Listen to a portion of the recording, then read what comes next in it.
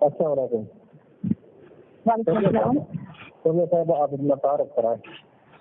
جی سر, میرا نام سیدیا ہے اور میرا تعلق جو ہے وہ حیدرآباد سے ہے, اور میں نے ایم اے اردو 2018 میں سندھ یونیورسٹی سے کیا تھا. اس سے پہلے جو ہے وہ انگلش کر چکی ہوں پنجاب یونیورسٹی سے.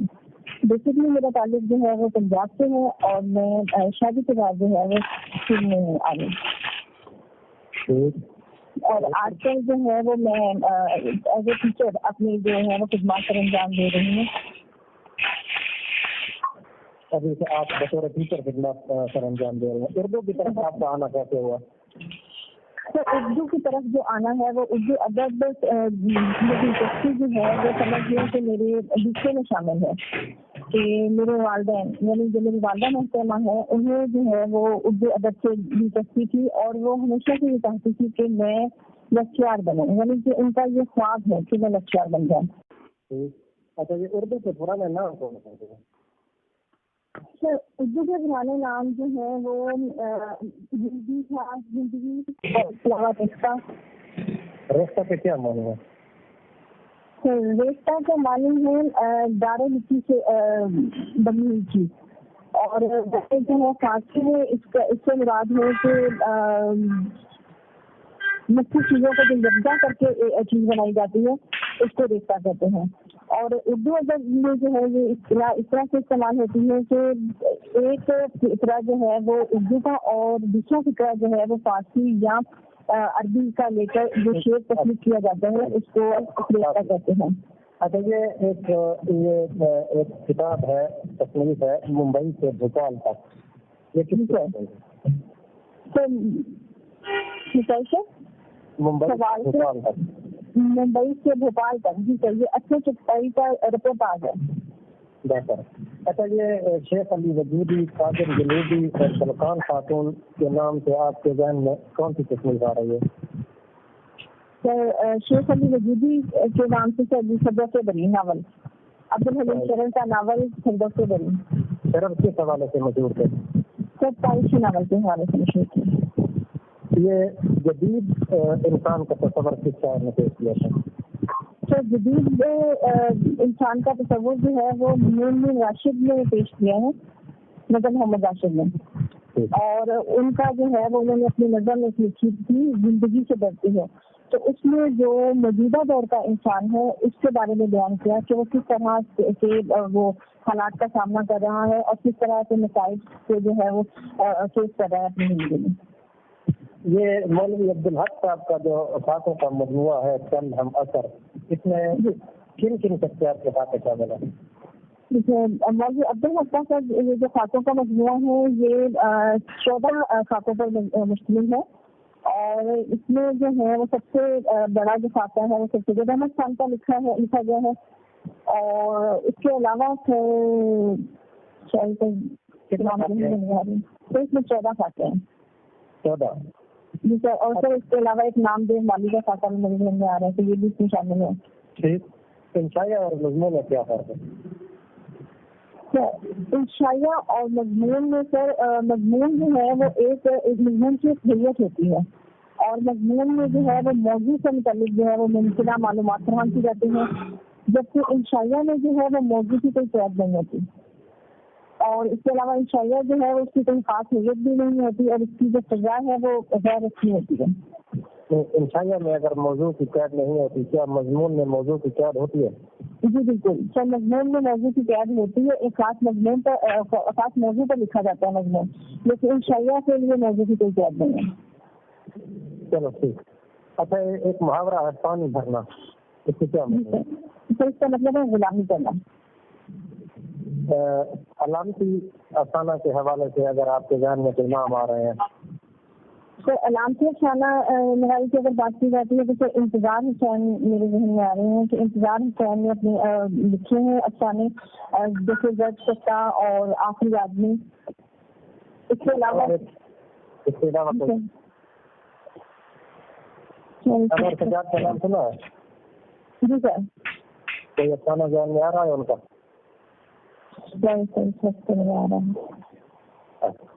یہ مولانا محمد حسین آزاد کے والد مولوی باقر علی نے کون سا اخبار جاری کیا تھا؟ سوال پیش کیجیے گا.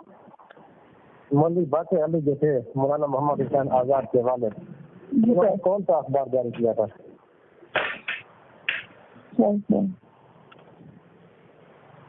چلے اچھا یہ بتائیں کہ اقبال کی جو نظم ہے ساقی نامہ, ان کے چند اشعار ہیں. اقبال کی نظم ساقی نامہ, تو اس میں وہ مجھے عشق کے پر لگا کر اڑا, میری خاک جگنوں بنا کر اڑا, پھر کو غلامی سے آزاد کر, جوانوں کو پیروں کا استاد کر. یہ میرا جی کس حوالے سے مشہور تھے؟ تو میرا جی جو ہے وہ اس کو تو انہوں نے جو ہے وہ ایک نئے جو دبستانیہ شعری تھا اس سے بنیاد رکھی تھی. یعنی میرا جی جو ہے انہوں نے ایک نئی اصطلاح قائم کی تھی, اور ان کا موضوع جو تھا وہ انسان کا ظاہر نہیں بلکہ باطن تھا, اور وہ انسان کی وہ شعوری اور لاشعوری کیفیات جو اس کے فکر اور عمل پر اثر انداز ہوتی ہیں ان کو انہوں نے بیان کیا تھا. میرا جی کس تحریک کے ساتھ وابستہ تھے؟ سر ہلکا داد ذوق. اچھا یہ قائد اعظم جو ہے مسلم لیگ میں کب شامل ہوئے تھے؟ 1913 میں. پی ڈی ایم کا مخفف کیا ہے؟ پی ڈی ایم کا مخفف ہے. دیدار صاحب آپ سوال پوچھتے, سوری پہلے گلشن صاحبہ آپ سوال پوچھتے ہیں. ہاں جی شوبیا, آپ نے اردو ناول پڑھے ہیں؟ جی جی بالکل. تو آپ نے خدا کی بستی پڑھا ہوگا؟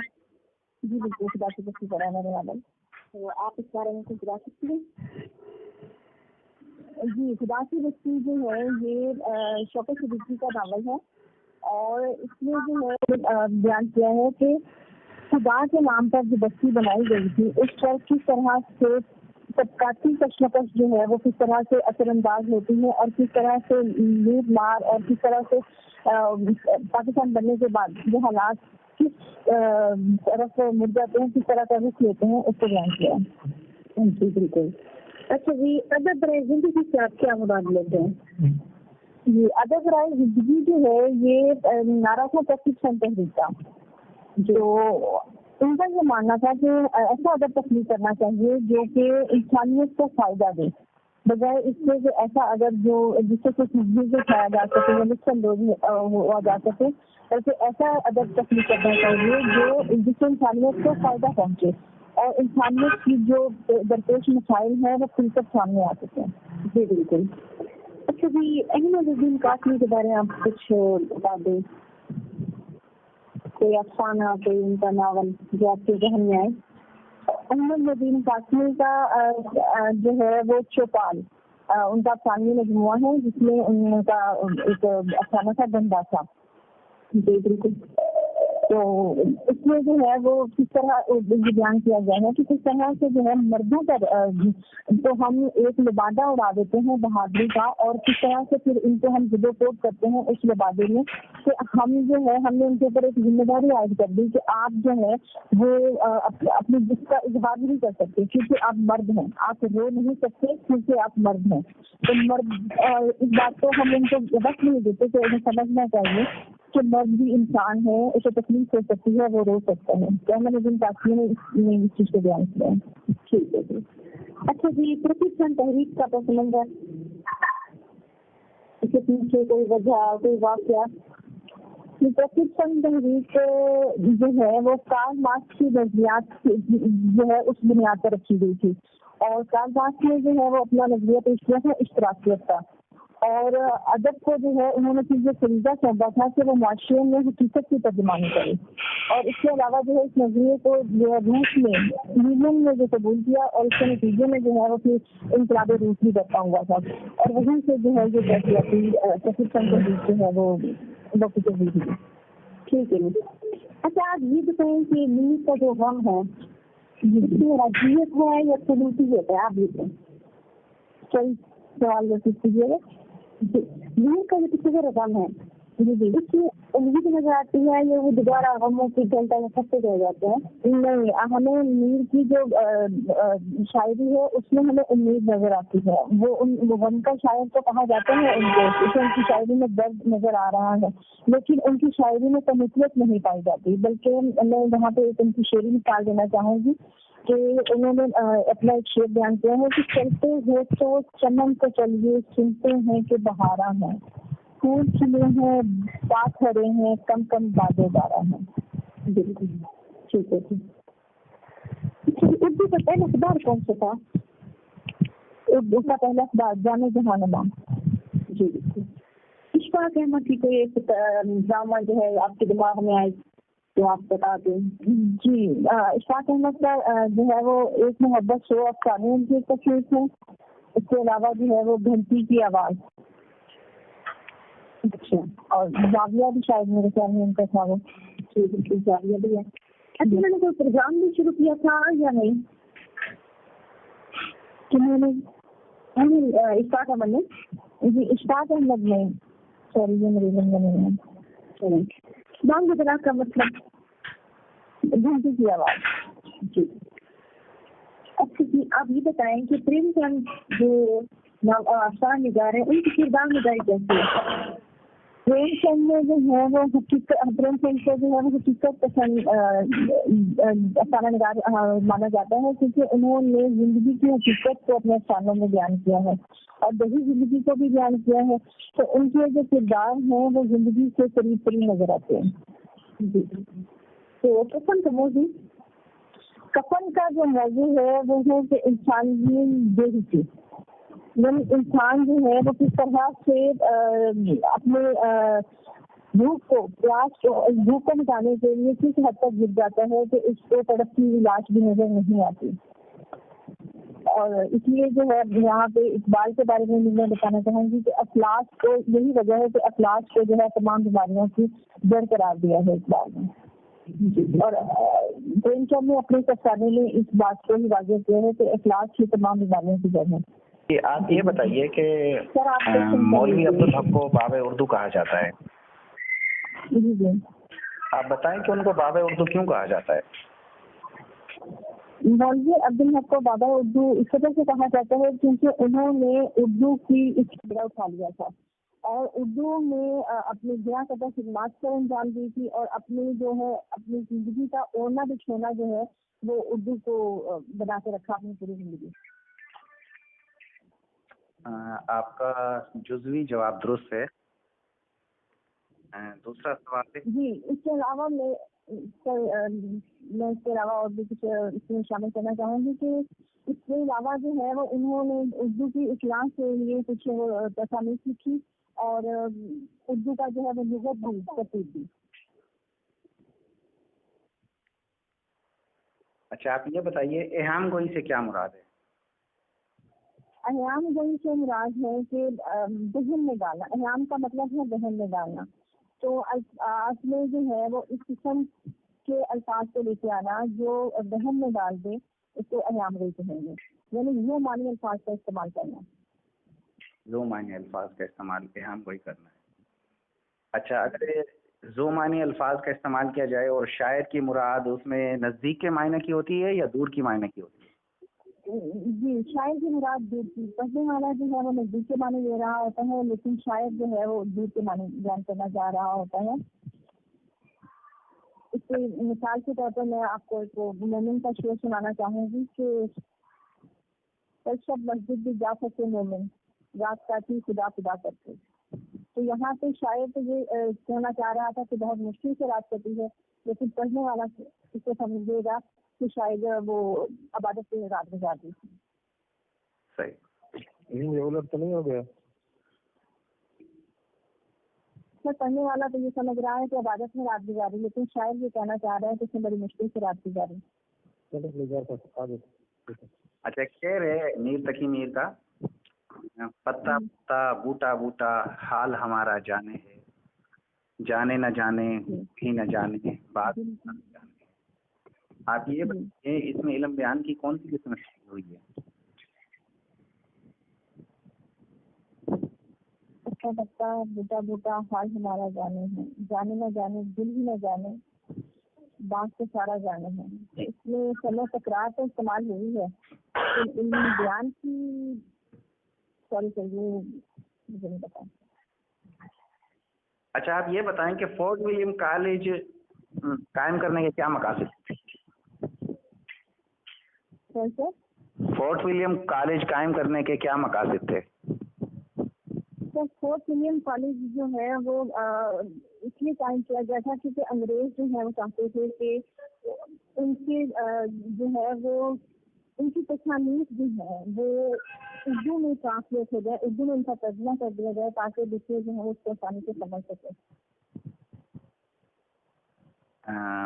آپ کا جواب صحیح نہیں ہے.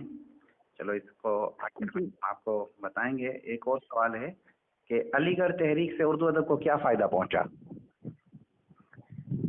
علی گڑھ تحریک جو ہے اس کو اردو کو اس سے بے شمار فائدے پہنچے. اس سے جو ہے وہ سب سے پہلا جو فائدہ تھا وہ یہ ملا کہ ہماری ہر صنف کی ابتدا ہوئی. جیسے ہمیں مضامین کی اولویت جو ہے وہ علی گڑھ کالج سے ملی، ہمارے ناول کی اولویت جو ہے وہ ہمیں علی گڑھ کالج سے ملی. اس کے علاوہ جو ہماری جو ہے وہ شان نگاری کی ابتدا بھی ہمیں علی گڑھ کالج سے ہی ہمارے سامنے آ رہی ہے. بہت خوب. اچھا جدید اردو شاعری میں یا جدید اردو شاعری کے فروغ میں انجمن پنجاب کا کیا کردار ہے؟ جدید اردو شاعری کے فروغ میں جو ہے وہ انجمن پنجاب کا ایک کلیدی سمجھ لیں کہ نظر آ رہا ہے ان کا کام، کیونکہ وہاں سے ہی ہمیں جو ہے وہ جدید نظم کی ابتدا نظر آ رہی ہے. اور مشاعرے میں جو سب سے پہلے غزل کو طرحی مشاعروں کے طور پر بیان کیا جاتا تھا تو اس کی جو ہے وہ ختم کر کے جدید نظم کو فروغ دیا گیا اور حقیقت نگاری سے متعلق جو ہے وہ نظمیں لکھی گئی جو کہ بعد میں سلیبس کا حصہ بھی بنائی گئی. بہت خوب. اچھا یہ بتائیے ابتذال ایک ادبی اصطلاح ہے، سنی آپ نے؟ جی. اس کا کیا جو ادب میں ابتذال یعنی کہ گھٹیا قسم کے الفاظ کا استعمال جو ہے وہ ابتذال کہلاتا ہے. جی ادب اردو ادب کی اصطلاح میں گھٹیا الفاظ کا استعمال جو ہے وہ ابتذال کہلائے گا. اچھا پھر غرابت کس کو کہتے ہیں؟ جی اگر یہ ابتذال ہے تو پھر غرابت کس کو کہتے ہیں؟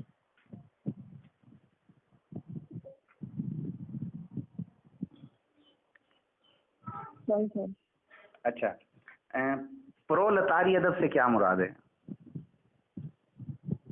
پرولتاری اس وقت یہ جو اصطلاحات ہیں وہ بالکل اتر گئی دماغ سے. اچھا چلیں ایک آسان سا سوال ہے کہ روزمرہ اور محاورے میں کیا فرق ہے؟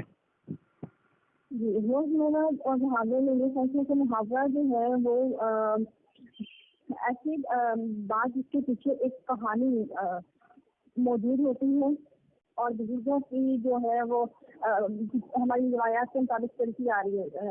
اور روزمرہ جو ہے وہ ہمارے روزمرہ کے الفاظ جو ہم جملوں کے طور پر استعمال کر رہے ہوتے ہیں اس کو روزمرہ کہتے ہیں. اچھا یہ بتائیں نقش فریادی ہے کس کی شوخی ہے تحریر کا؟ جی کاغذی ہے پیرہن ہر پہ کرے تصویر کا. آپ اس شعر کی تشریح کریں. نقش فریادی ہے کس کی شوخی تحریر کا. اس میں غالب جو ہے وہ بیان کر رہے ہیں کہ جو اس کے پیچھے جو ہے وہ ایک واقعے کا بھی ذکر کیا جاتا ہے کہ ایران میں ایک رسم جو بھی فریاد کرنے کرنے کے لیے جاتا تھا بادشاہ کے سامنے وہ کاغذ کا لباس پہن کے جاتا تھا. اور یہاں پہ غالب نے اس کو اس طرح اپنی ایک کتاب میں اس میں یہ بیان بھی کیا ہے کہ میں نے وہاں سے جو اصلاح لی ہے لیکن یہاں پہ اس کا مطلب یہ تھا کہ انسان کی زندگی کی ناپید یعنی کس طرح سے جو نقش فریادی ہے کس کی کاغذی فریادی ہے کس کی شوخی ہے تحریر کا، کس کی شوخی ہے تحریر کا. تو یہ جو اللہ تعالیٰ کی حمد بیان کر رہا ہے شاید اس لیے کہ کس طرح سے اللہ تعالیٰ نے انسان کو خوبصورت رنگوں میں ڈھال کر کو بھیجا ہے. لیکن ان کا جو وجود ہے وہ عارضی ہے اور ختم ہونے والا ہے. بہت شکریہ صوفیہ صاحبہ، آپ کا ماشاءاللہ انٹرویو بہترین رہا اور مزید رائے سر یاسر صاحب دیں گے. ماشاء اللہ صوفیہ صاحبہ، یہ آپ کا غالباً تیسرا انٹرویو تھا ہمارے ساتھ. جو دوسرے پہلے جو 2 انٹرویو ہوئے ان سے یہ بہت ہی بہتر تھا، بلکہ بہترین تھا. تو ہم بھی جو ہے وہ آپ کے روشن مستقبل کے لیے پر امید ہیں. اس طرح کے کنڈیشن میں بھی آپ کسی طرح پرفارم کریں تو انشاءاللہ وہ دن کہ جب آپ اپنے گلشن صاحب آپ کچھ کہنا چاہیں گے؟ جی نہیں، بس سر انہوں نے ماشاء اللہ سے بہت اچھے طریقے سے پرفارم کیا ہے اور کانفیڈنس کا بالکل ٹھیک رہا. بس یہ ہے کہ انٹرویو میں اوور کانفیڈنس ہو گئی. نہیں سر ماشاء اللہ، بس وہی بات کہ پہلے انٹرویو سے یہ بہت ہی بہترین ہے. اتفاق سے پہلے انٹرویو کے پینل میں بھی میں شامل تھا اور اس دوسرے میں تو نہیں تھا، تیسرے میں ماشاءاللہ بہت ہی بہترین پرفارمنس رہی ہے. انداز بیان بھی اچھا تھا، گفتگو کا طریقہ بھی اچھا تھا، کوئی جلد بازی نہیں تھی اور یعنی سوال پورا سن کے پھر اس کا جواب دیا. بعض دفعہ ایسا ہوتا ہے کہ بے تکلف کی وجہ سے سمجھ لیں یہ پینل میں ہم نے جو انٹرویو کیے ہیں ادھورا ممبران سوال سن کے اس کا جواب دینا شروع کر دیتے ہیں، تو ایسی بات میں نے کوئی نوٹ نہیں کی.